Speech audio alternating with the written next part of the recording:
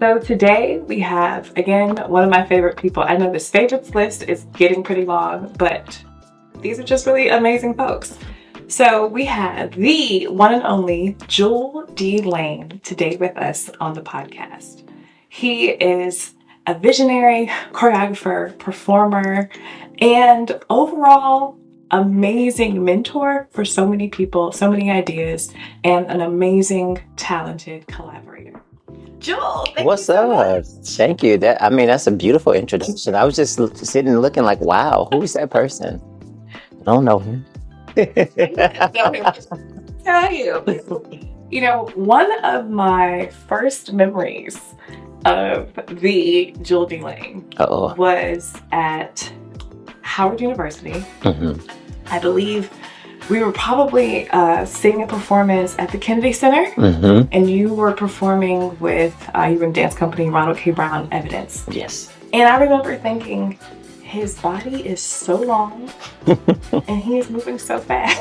The challenges I was having with my own long-lived body. hmm I just thought it was so amazing to see the fluidity and the fullness of movement and the speed. It was really, really inspiring. Yes. I think I remember that. I can't remember the theater in the Kennedy Center, but I want to say Debbie Allen was there too. And I remember being really hyped and trying to dance really hard. So probably with the speed matched with excitement, all of that was like on display. Absolutely. So no, that was my introduction to Juel D. Oh, that's what's up. Yeah. I mean, I think it was a fabulous introduction. I mean, you can't get any better than the Kennedy Center. So just really grateful for those Ronald K. Brown years. Like I always say, like when you graduate college and you're fortunate to get in the dance company, it feels like there's another, oh, this is like a graduate program. Yes. It's professional. Freshman all over again. But it's like, oh, okay, hi, my name is, so yeah. Yeah, absolutely. So what was the moment, the time period? What was it like when you decided, I'm going to be a dancer? Like, this is what I'm going to do. All of the experiences that I've had in this moment, I'm making this decision. Yeah. When did I decide I was going to be a dancer? I think I've always dreamt of being a dancer, but just didn't think I was able to do it. And, I had a lot of mentors and teachers in high school who would put me in a lot of dance roles. And I was like, oh, this is very sweet of them, but I am trying to be the next Denzel Washington. I'm here for theater. So I went to school for theater at Tri-Cities High School. And so I was fortunate to train with Freddie Hendricks.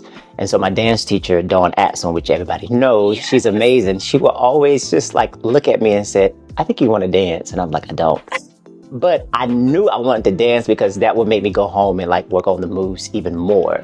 So the moment I knew I wanted to dance was when there was a woman who came to one of our performances and she looked at me at the end of the show and she said, thank you so much. And I didn't understand it at the time. I was like, wow, she told me thank you. And I was like, what did I do? And so that started to happen a lot. Like just people saying, thank you so much for your like gift of dance. And I'm just like, wow, I'm not a dancer, but I do like to dance. Maybe there's a world for me to dance. So knowing that it was a sort of healing for people was like the spark that made me want to like say, hey, you need to really pursue this a little bit more. Wow. I had no idea you wanted to be Denzel. Yeah, I mean, I went to Tri-Cities High School because I knew they had a good theater program. And so I was just there just because I was like, I want to be in this fame world. Because, I grew up watching all of that. And I was like, if I go to Tri-Cities, something's going to happen.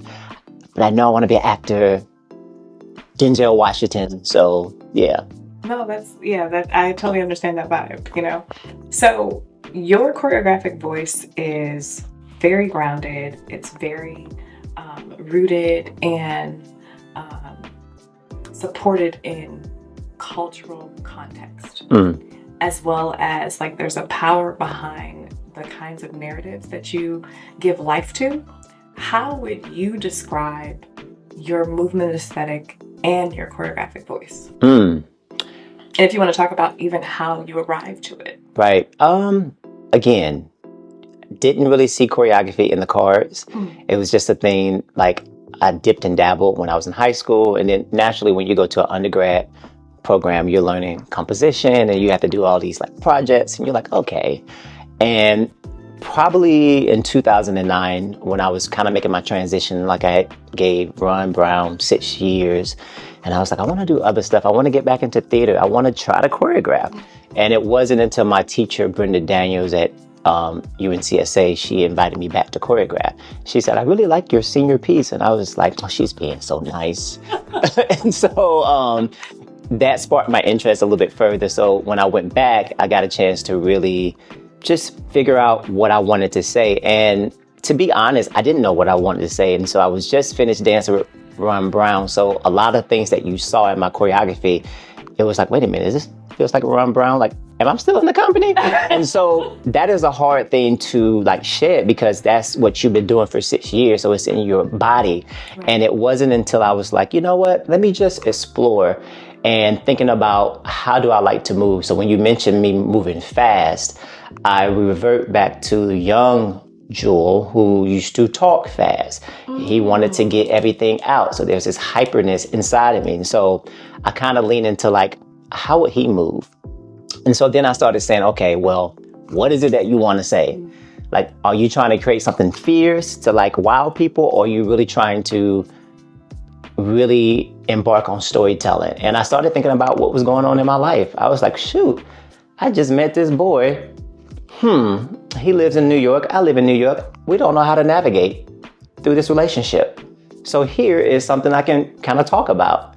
And I think it was right around the same time, like if that was in 2009, 2006, I actually came out, you know, just really full of myself. And I came out to like, you know, my parents and I was like, hey, these are the kind of things that I want to say. And these stories are going to inform my choreography a little bit more. And so I just started to lean into that and just started to lean into the ugly moments that my body could do and forcing myself to say, do what feels good in the moment. And it looks like you. Somebody may say, I don't know what that is, but it's kind of cool. And that's when I started to understand that's the power of art. It's like, I'm just creating my art. And so you get a lot of practice and eventually your voice starts to really shine. It's like, okay, it doesn't look like anybody else. I don't want it to look like anybody else. And so that was like more of where my choreographic voice comes from. That's amazing. And it's very evident. I mean, when I look at your work, it is conversational and in the way that talking to you is very lively. Sure. You know, there's fluidity, there's absolutely speed, but there's some dynamic rhythms that you get from just your conversation. So if you are blessed to see any of Juel D. Lane's work, you will see exactly what I'm talking about, especially after listening to him talk. So what would you say about the roots that you have in Atlanta and how that has informed and influenced the cultural context in which you choreograph, you teach, you know, from stage to film and screen? Like how has that impacted your work? It's always been about community and family. Like I was just talking to some people the other day about just something special about the mud and the dirt here in Atlanta, and it's just something really special. And I grew up doing yeek, so that was like this really wild, lively kind of movement, and that has always been in me. So in talking about my choreographic voice, I always put that in there, but I kind of like remix it where you may not know I'm doing it, but people who know me, they're like, oh, here you go, putting that yeek. He always got that in there, but it's just something I can't get rid of. It's like that's just part of my Southern hospitality when I enter the rooms. And like, if I don't know anybody, I know I can lean into that and say, let me lean into this. Let me offer this dirt and this mud of where I come from. And that's going to like maybe inform where I need to go in this room. And so my roots are just really, you know, I think about my mom and my dad, and I think about just like all of my ancestors, and just about how much they had to sacrifice and how much my mom and dad are still sacrificing. And it's like, you think about all the times that they would take me to practice And all the times that my mom would work from 9 to 5, she would get off work. Then I would have rehearsal from 6 to 7 or 8. And then she's outside waiting. And I'm like, when does she have time to cook? But then you have to pick me up. Then we have to start all this over again. Like a lot of times I don't even remember doing the homework. But the things that I do, like I just think about my family. Like my family is so hands-on. They're people person. People person. Sound crazy. But yeah, I just kind of inform all of that into just my roots, just the lay of the land.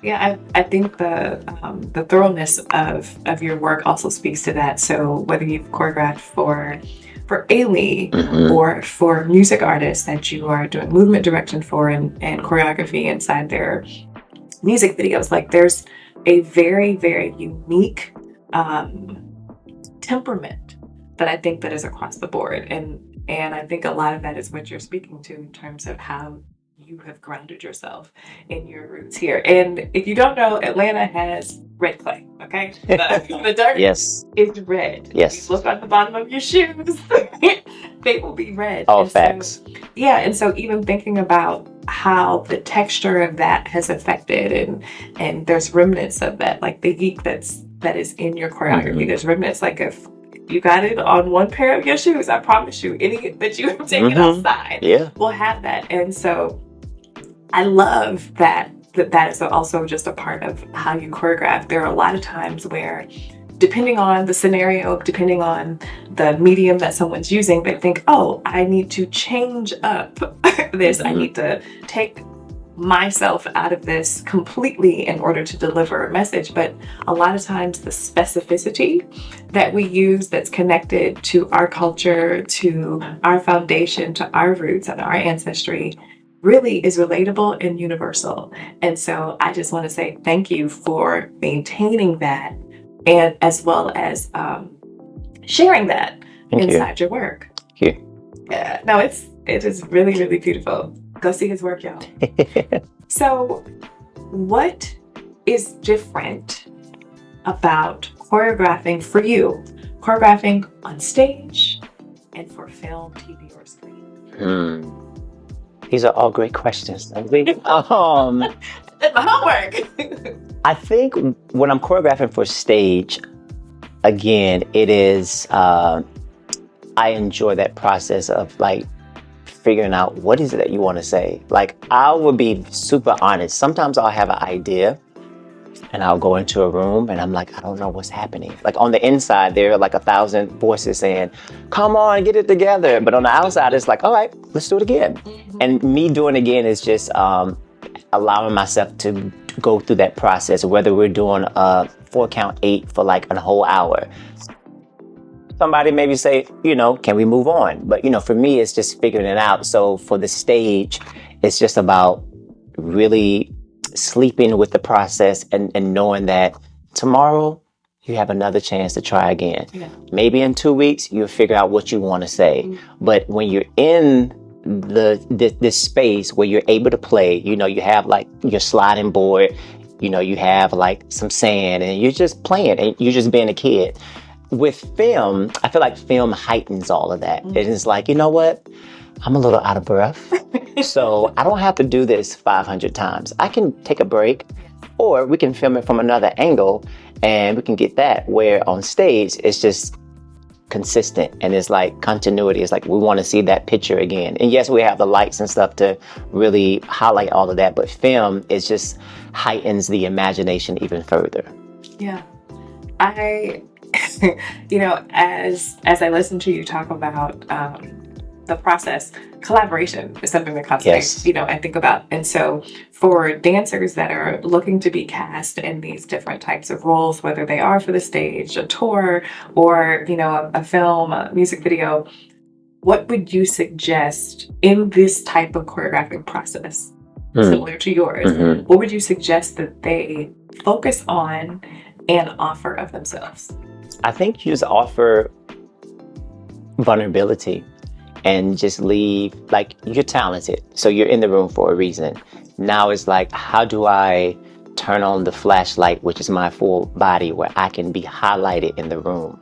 Because I always tell people there are 1,001 dancers who look like you. And especially when you get to improvisation, the thing that I notice a lot, which all dancers, Yes. maybe most of them do, there's this new age inverted foot that most dancers that like they sink down in a grounded plie and they invert a foot in. And I'm always like, when you improv, that is a moment to be like, you know what? I'm about to flip these eggs. I'm about to do something. I'm about to get some hot sauce and just change the script. Like, Yes. go slide across the floor or go get a prop and do something different. Again, turning on your external flashlight. How can I stick out in this room and really make myself visible? And so I would just tell any artist, like, don't be scared to just be ugly. Don't be scared to make crazy choices, because that is what, for me, that's what I look for. Like, I'm always looking for who's going to be super ballsy, who's going to get the choreography, but they're going to make it their own in like this 5 minutes that you learn it, 10 minutes that you learned it. I want to see something that's going to pierce my imagination where I'm like, okay, I have some new toys to play with. Okay, wow. So that's what I would offer. Oh, thank you for saying that. Yeah, I think a lot of times when the choreographer comes into the room, there's a moment of, okay, I have to get this right. I have to be perfect. I have to do exactly what they say and what they're doing, or the demonstrator's doing. And from you and from others and even myself, the collaboration that happens in the moment is a lot of times a lot more inspiring than what I came in the room That's with right. to begin with. Yeah. And so that offering of self of vulnerability is extremely valuable, and it's really needed. Otherwise, everything looks the same. Yeah, absolutely. And it also, too, when you're choreographing, sometimes when you have those moments when you don't know what you're doing, it is beautiful to have people in the room to just play. Like, you may say, oh, I want you all to be frontal and be side by side. But when you see it presented, they may do something else. And you're like, okay, I didn't think about that. But that's the beauty of having those shiny new toys in a room to help you play. So it's like, when we were young, we have like, the army man and you kind of moving around. And I still do this. I know this is crazy, but a lot of times when I'm pre-planning, I may get shiny objects, like really objects, like maybe a coaster or like some pens. And I'm like rearranging them, making patterns. And I also like to watch a lot of drumline, like, I guess the Battle of the Bands, marching bands. And so I like to watch those kind of patterns and just kind of see, oh, okay, that's really dope. How are they doing that? And I try to just figure out how I can do like the layering. I like the layer a lot. Oh, wow. Yeah. Info here. So I would say over the last, forever, but specifically over the last I'd say maybe 5 to 8 years, there have been a lot of really poignant and significant historical moments, especially as it relates to Black people, culturally, historically. Is there any moment or any moments that inspired you in a way that you said, I have to create because of this? I think I'm going to revert back to the pandemic. And not for the reasons that you may think. I think it was a good wash and release for Black people in general. But the thing that prompted me to want to create more was wanting to work on me. And being confined and being in isolation gave all of us a lot of time to think. And it gave us a lot of time to sit with our personal thoughts and say, I'm not right. And I need to work on me and introducing myself to therapy. It's one thing, before I even started going to therapy, I would tell people, you should go to therapy. And I'm like, but you're not really going to therapy. And so a lot of us always say, my dance is my therapy. Yeah. When I release, I'm like, no, you need some clinical help. Yes. Having somebody to actually navigate what you're thinking, what you want to process. And so the pandemic gave me that extra charge to really work on myself and to really want to create a little bit more. Wow.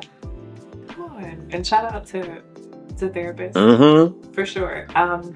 You know, I think a lot of times, even what we see sometimes on stage, like you've seen a piece that you're like, ooh, this was amazing athleticism, but I think everybody's gonna need some help, some Yeah. counseling after you know, performing this work, or what was the choreographic process like to arrive at this? Yeah.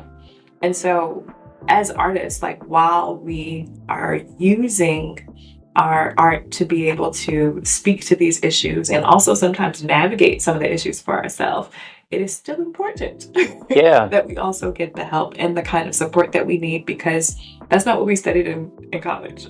No, but that's real though, because a lot of times we're holding on to baggage from like previous years. Like you've been through a company, you work with this person, and it's like you don't realize how much that is weighing down on your mental. And like, you know what, you're like, I didn't really unpack what happened back in 2003.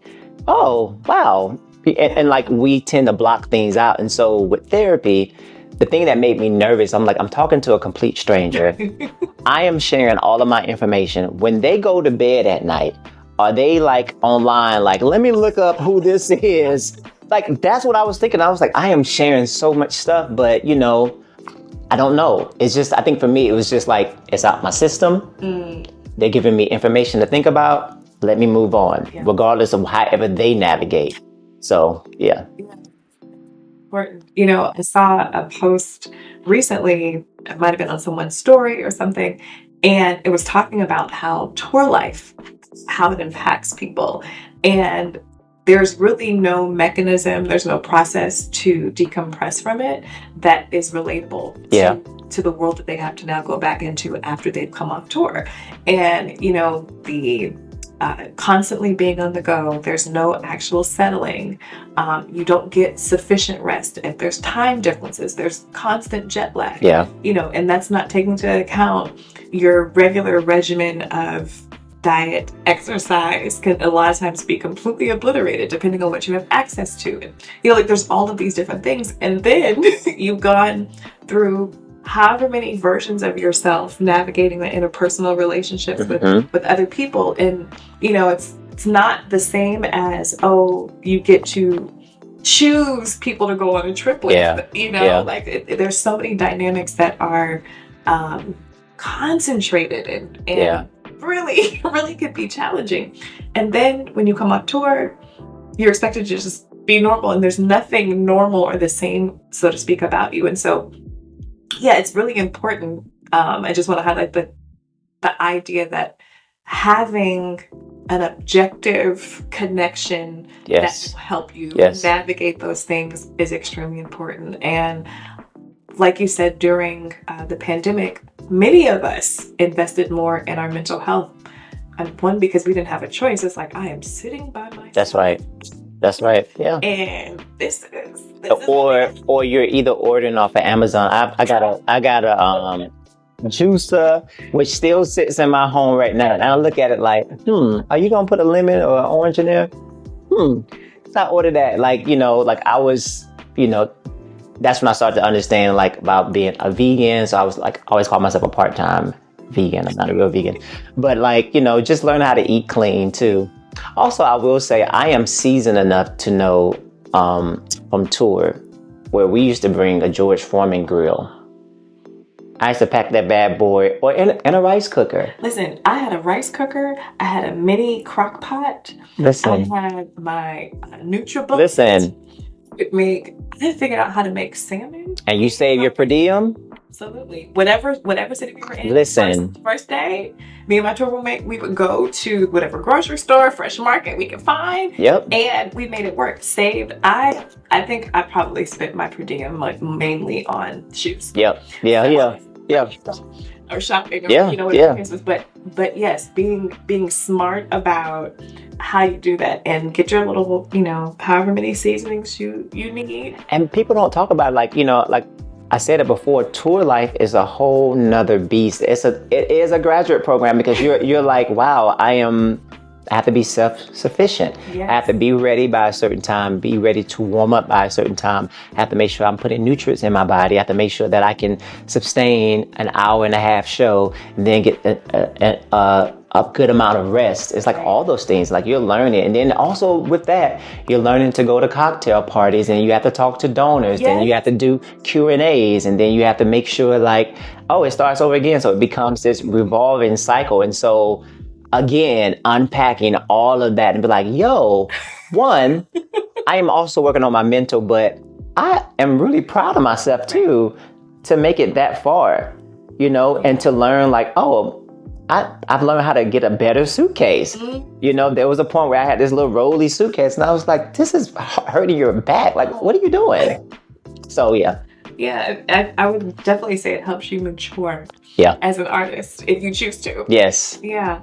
So, was there a pivotal gig or opportunity or even conversation that came up that helped redirect as far as you focusing on choreography? And I know we've talked about like how in this more mature body do we decide to move? You know, like recently I made a little cameo, which I saw, which was everything. Yes. And so, you know, making the decision of, okay, I want to put more emphasis and more effort into the type of collaborations where I'm part of the creative team versus being primarily the vessel. Beautiful question, Lindsay. You know, based on our conversations that we have, I think for me, I get tired of saying, oh, I wish they would have did this for us when we were coming up, or this didn't happen. And you start to think about, what can I do in this physical body right now with the mental capacity that I have? There is somebody who is younger than me who is coming up. Yes, mentorship is important, but also saying like, you can shape how you want this story to go now. You're in control. You're in position of leadership. I remember working with Jasmine Guy a long time ago, and she would always say, Juel, you have to lead. And I didn't know what she was talking about. I was like, I'm trying my best to make sure everybody get the counts. But she would always say that, but she would look me right in my eyes. And I was like, I get it. You have to lead what you want. And so the way that we change history and we reshape it and we slice it and dice it is that in the position of leadership, you have this opportunity to bring somebody up, to pour into them what you did not get. So that way their story won't be like, well, I wish that. Their story will be like, well, they actually told me about this and they prepped me for this. And it was it was a healthy environment. You know, things were not thrown at me or like things were like said to me directly. And so that is the pivotal moment that I was like, you know what? I'm going to sit my behind down and I'm going to create what I want to see. And I'm going to make sure that the rooms that I'm in, I'm going to make sure I lead them with compassion and lead them with my heart. And any young people or any people that are my age, it's like almost shifting the way that you communicate. You know, as we grow, it's like, okay, that didn't work. I know why that didn't work, because you didn't have the language. Yeah. You thought you was doing something, but no. Again, therapy helps change all of this, and it shifts a lot of things in perspective. So, yeah. Yeah, that's a really beautiful reframe, you know. And I think that anyone that has the opportunity to work with you, whether it's as a dancer, as a student, is really privileged, because you are consistently and constantly over and over reevaluating those things. You know, there's things that I know that I have benefited from. The method was not necessarily necessary. Was not the best, but looking at, okay, I know that the students that I teach, they need this skill, they need this experience, but how do we make sure that it allows their whole self to show up and navigate this in a healthy way? Yes. And a lot of the work that you're doing at the Choreographic Institute with, UNCSA, that you are now the director. Yes. I know that everyone that's a part of those cohorts is benefiting from it. You can tell because of the work that they do after going through the program. that is led and directed by you, and the kinds of people that you're bringing into the space to also be able to offer that same type of foundation based on your leadership. Yeah, and I think it's our duties. Like a lot of times we ask ourselves, what are we doing in terms of like the political climate? Like, what are we doing as a culture? And it's like, oh, we're in positions of leadership. Let's utilize our voice. It may not be marching or protesting, but it's an opportunity to kind of like have these uncomfortable conversations or to put things out that you want to see and to share information, which a lot of times people don't want to share everything, but opening myself up, to say, well, this what worked for me. It may not work for them, but it's good to have that conversation or just to have that spark where it's like, okay, how does that apply to me as a choreographer? And so again, when I'm working with the Choreography Institute or working with just artists, I try to just see where they are. Whether you're a choreographer, it is not my job to be like, well, I'm going to teach you how to choreograph. No, you're here because you're talented. So it's just a matter of just saying, what do you need in this moment? What support can I offer? As an artist, moving and shaping your body, you're dope. You can do all kinds of things. What can I do to amplify that? So. No, that is the perspective that is needed, and we are grateful. So, you've said so many things about what you've been doing. What's calling you next, or what is calling you now? What's calling me? Sometimes my bed is calling me. Take your behind to sleep. That's that's what's calling me, and some good Italian food. I think what's calling me is just more challenges. Like, when people say you're in the room where it happens, like I want to be in spaces where I'm like, I would have never saw myself in that position, but let me see what I can do. And even if I fail and it's a flop, it is okay for me to, like, I want to experience that, different forms of leadership, whether that's more directing in other mediums, and just kind of navigating and flexing that voice a little bit more.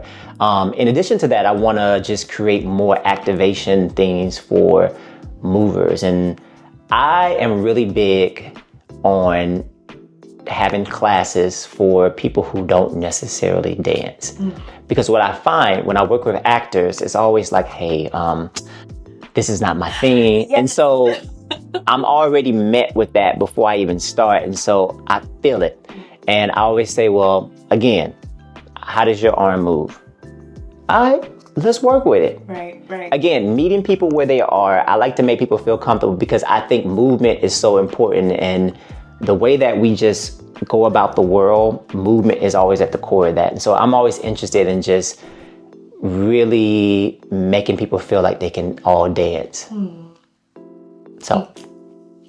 Well, that brings me to another question.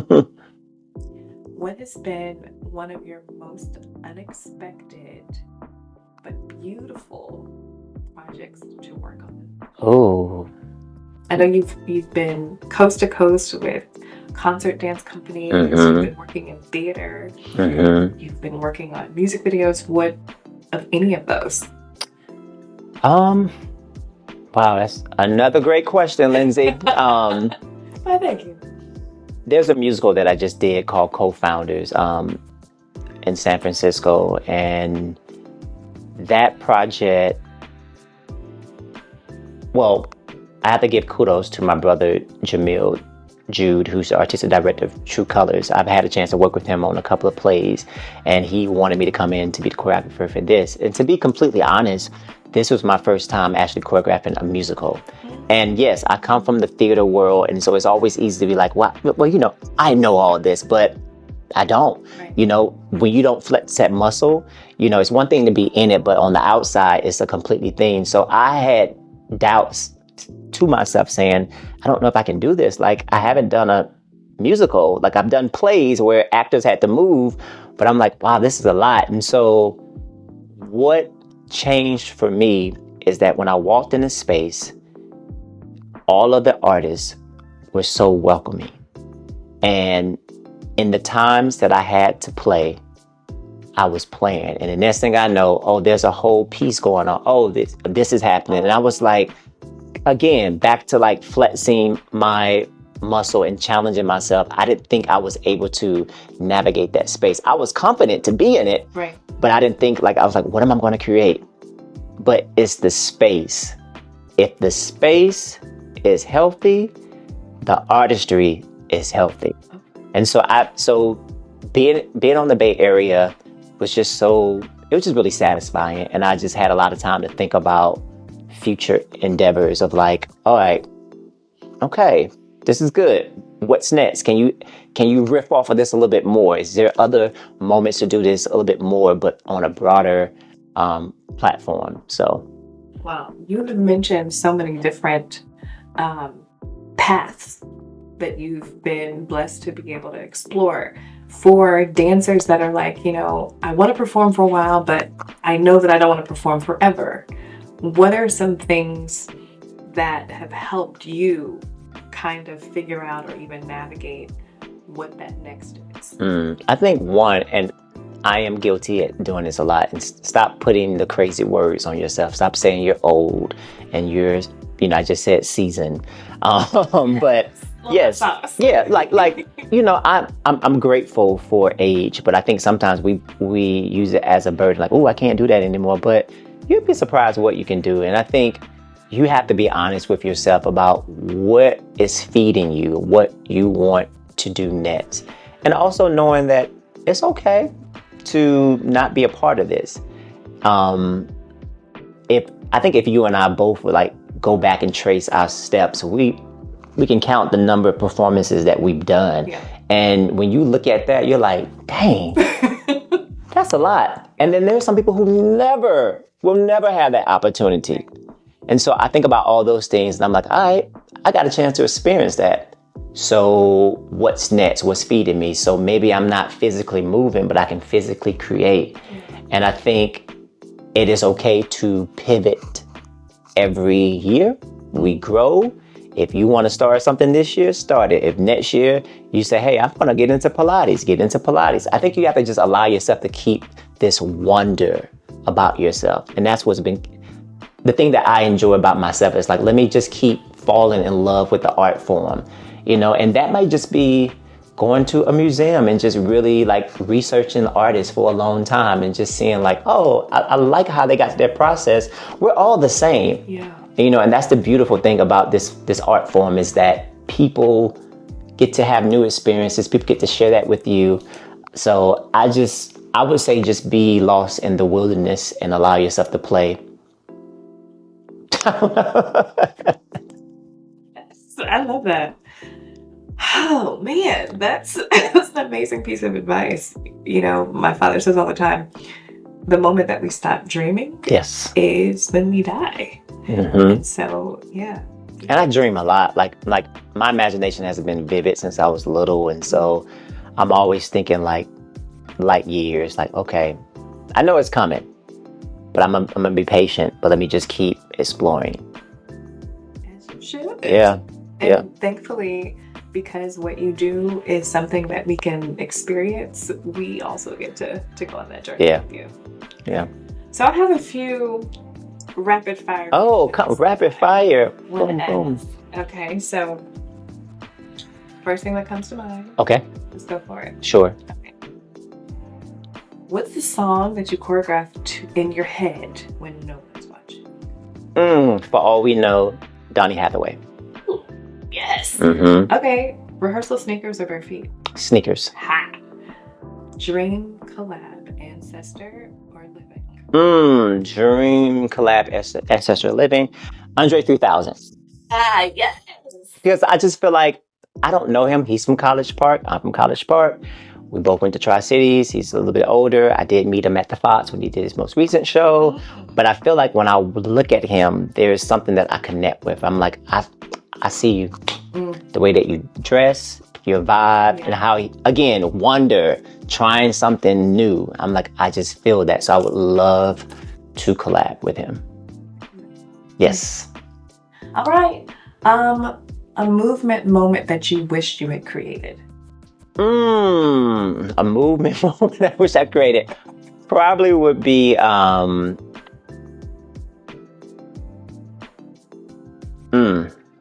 Michael Jackson's Dangerous.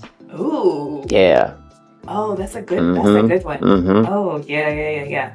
Okay. Stage, screen, or street? What is your favorite dance floor? Oh, stage. Yeah. There's just something feels like church. You know, Ooh. even when you go away from it, and again, if you're not dancing, when you put your feet on it, it's just church. Yeah. One word to describe your movement style. Mmm, spicy. What is what is the city that brings the best dancing out of you? Oh, you know what? North Carolina, Winston-Salem, North Carolina, where I went to UNCSA. I say that because a lot of my works have been choreographed on the students prior to getting commissioned. Okay. And so something about the studio space and being familiar. Yeah. No, that makes Yeah. a whole lot of Yeah. sense. There's a hominess Yeah. that you have about it. Yep. So when you're not dancing, what are you doing? I am eating, Lindsay. I am eating. I am binge watching. I know this sounds crazy, but I've recently been watching Beyond the Gates. It's a soap opera on CBS. It's an all black soap opera. Yes. So yeah. I'm into it. And I think because my mom used to watch The Bold and the Beautiful when I was growing up, and The Young and the Restless. So when I would get sick, I would be at home, and even though I was sick, the soap operas were on. I was like, so watching Beyond the Gates, it's exciting. Yeah. Okay, so what does your guilty pleasure music playlist include? City Girls, something ratchet. Yeah. Yeah, I think that's that ratchet, deep city ATL in me. It also helps get me at least get through our workouts, so totally understand. Cause you be in there pumping up, or it can be like the Little Kim's first album. Oh. Like I'm a big fan of female rap, and so yeah. Ooh. All right, so last question. Finish this sentence. Dance is my sanctuary, and it has no limits. There's so many questions today. Goodness. Wow, I am super, super thankful that you have chosen to share this much of yourself in this way with us. And I hope that you all have enjoyed this episode at least half as much as I have had creating it with you. And I really am excited about all of the work that you're doing, but not just the work because we get to see it and it's amazing, it's beautiful, but also because the type of intention that you put into your work, into the conversations that you have, and into the type of teaching that you do, and the type of collaborations that you choose to be a part of. And I am so very grateful that you're sharing that with us today. Thank you, Lindsay. And I'm always grateful for whenever you call, whether we're having our tea time, wine time. I'm always just appreciative just to be in community with you, because I think that's important too. So thank you for seeing artists and allowing them to be on multiple platforms, because there's a lot of things that you do. So you are considered a hidden gem. And so, yeah.